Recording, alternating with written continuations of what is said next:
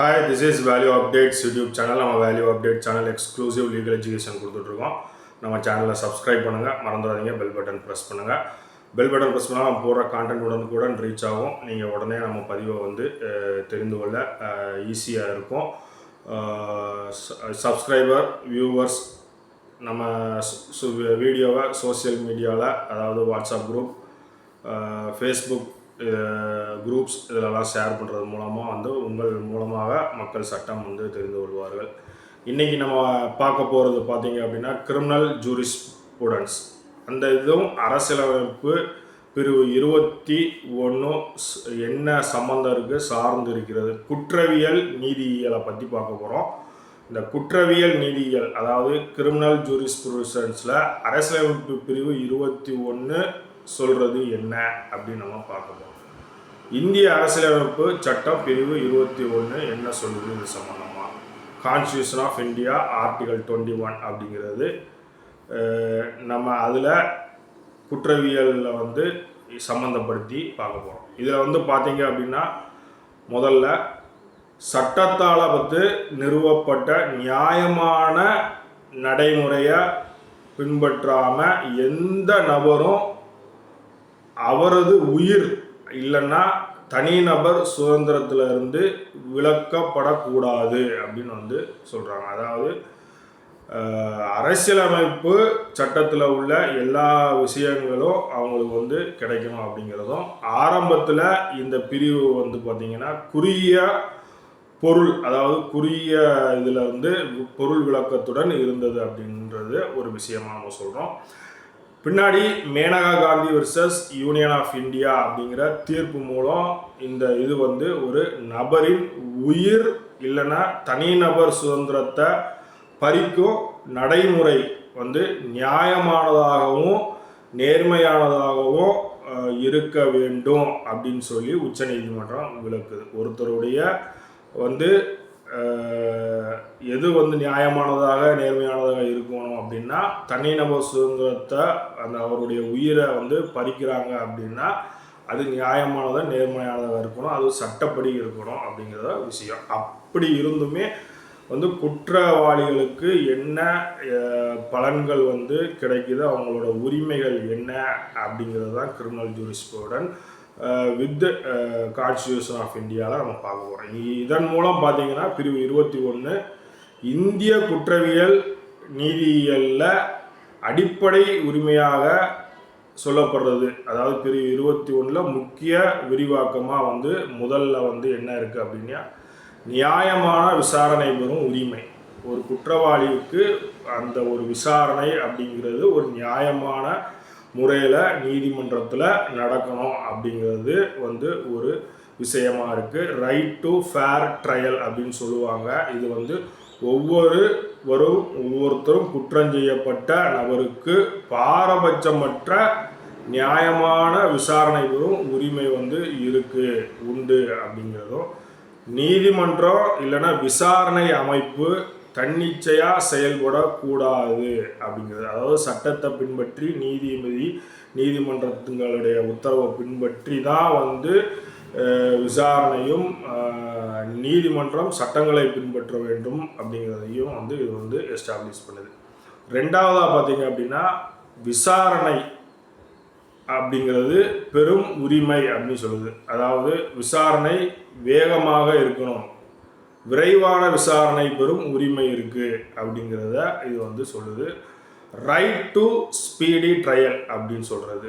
ஏன்னா தாமதமான விசாரணை நடக்கக்கூடாது, விசாரணை இல்லைன்னா வழக்கு தேவையற்ற காலதாமதம் உள்ளாகக்கூடாது அப்படிங்கிறதும், காலதாமதமானால் விசாரணை தாமதமாகும் பொழுது அவங்களுக்கு நீதி மறுக்கப்படுது அப்படிங்கிறதும் பிரிவு 21 மீறுவதாக இது இருக்கும் அப்படின்னும் சொல்லுது. மூணாவதாக இலவச சட்ட உதவி பெறும் உரிமை. Right to free legal eight. ஒரு குற்றவாளிக்கு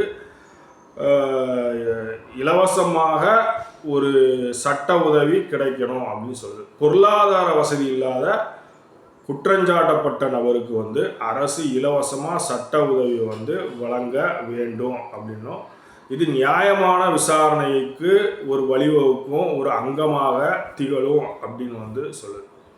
4வதா காவல் கொடுமையிலிருந்து பாதுகாப்பு இருக்கணும். ஒரு குற்றவாளி என்று கருதப்பட்டு இல்லை குற்றவாளியாக அவரை வந்து நீதிமன்றம் சொல்லி இருக்கும் பொழுது அவருக்கு வந்து காவல் கொடுமையிலிருந்து பாதுகாப்பு கொடுக்கணும்.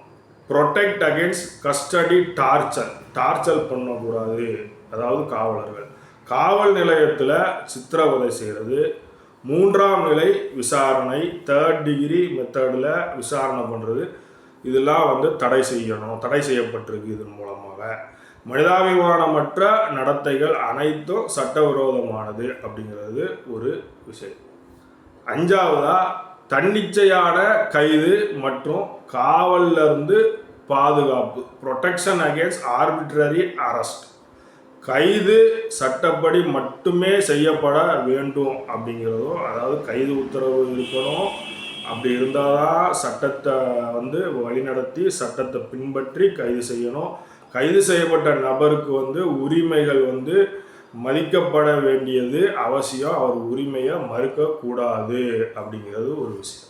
6வதா ஊரிய வழக்குகளில் அது சம்பந்தப்பட்ட வழக்குகளில் ஜாமீன் பெறும் உரிமை வந்து ஒரு குற்றவாளி என்று கருதப்பட்டவருக்கு உண்டு அப்படிங்கிறது.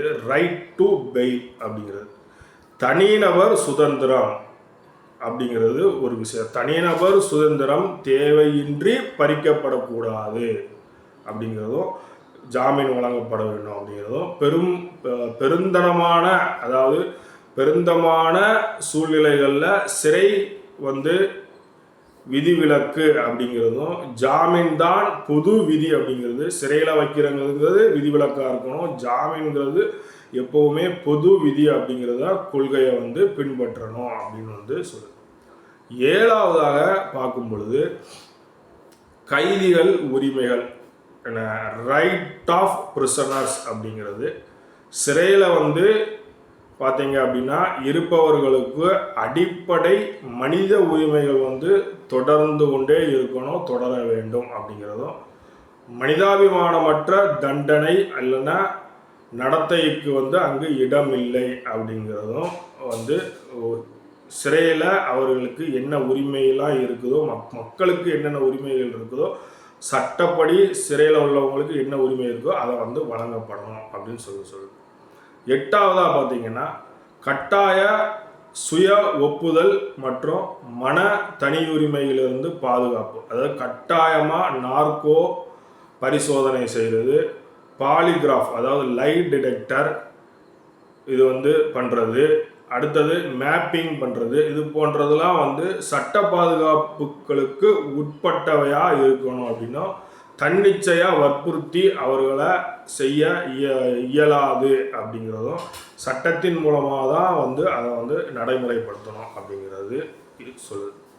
தனியுரிமை 9வதாக தனியுரிமை அப்படிங்கிறது ரைட் டு ப்ரைவசி அப்படிங்கிறதும் வந்து இருக்கணும் அப்படின்னு வந்து சொல்லுது. என்னென்னா தனி உரிமை அப்படிங்கிறது பிரிவு 21 அரசியலமைப்பு கான்ஸ்டியூஷன் ஆஃப் இந்தியாவுக்கு கீழே வந்து பாதுகாக்கப்படும் அடிப்படை உரிமை ஆகும் அப்படிங்கிறதும், குற்றவியல் விசாரணையில் வந்து சட்டப்படி மட்டுமே அதில் வந்து தலையீடு செய்ய முடியும் அப்படிங்கிறதையும் வந்து சொல்லுது.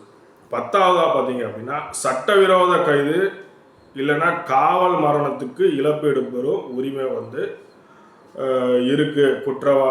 குற்றவாளியாக கருதப்படுபவர்கள் உள்ள வந்து காவல் மரணம் நடந்துட்டால் அவங்களுக்கு உரிமை இருக்குது இழப்பீடு பெறுவது. சட்டவிரோத கைது, காவல் கொடுமை இல்லைன்னா காவல் மரணம் போன்றவற்றால் பிரிவு 21 மீறப்பட்டா நீதிமன்றம் வந்து பாதிக்கப்பட்டவருக்கு இழப்பீடு வழங்க உத்தரவு பிறப்பிக்கலாம். பிரிவு 21 விரிவான விளக்கம் மூலம் இந்த இந்திய குற்றவியல் நீதிமுறை வந்து சட்ட நடைமுறையை மட்டும் பின்பற்றும் அமைப்பாக வந்து இல்லாமல் மனித கண்ணியம், தனிநபர் சுதந்திரம், நியாயமான நடைமுறை மற்றும் பார்த்திங்கன்னா மனித உரிமைகளை பாதுகாக்கும் அமைப்பாக வளர்ச்சி பெற்றிருக்கு. எனவே பார்த்தீங்க அப்படின்னா அரசியலமைப்பு சட்டத்தில் உடைய இதயமாக ஹார்ட் ஆஃப் த கான்ஸ்டியூஷன் அப்படிங்கிறது பிரிவு 21 குறிப்பிடப்படுது அப்படிங்கிறத நம்ம தெரிவிச்சுக்கிறோம். அதனால தான் வந்து கிரிமினல் ஜூரிஸ்டிக்ஷன் குற்றவியல் நீதியியலில் வந்து இந்த பிரிவு 21ஓட நம்ம வந்து என்ன அப்படிங்கிறத நம்ம பார்த்தோம். நம்மளுடைய channel value update exclusive legal education கொடுக்குறோம். நம்ம சேனலை சப்ஸ்கிரைப் பண்ணுங்கள், மறந்துடாதீங்க, பெல் பட்டன் ப்ரெஸ் பண்ணுங்கள்.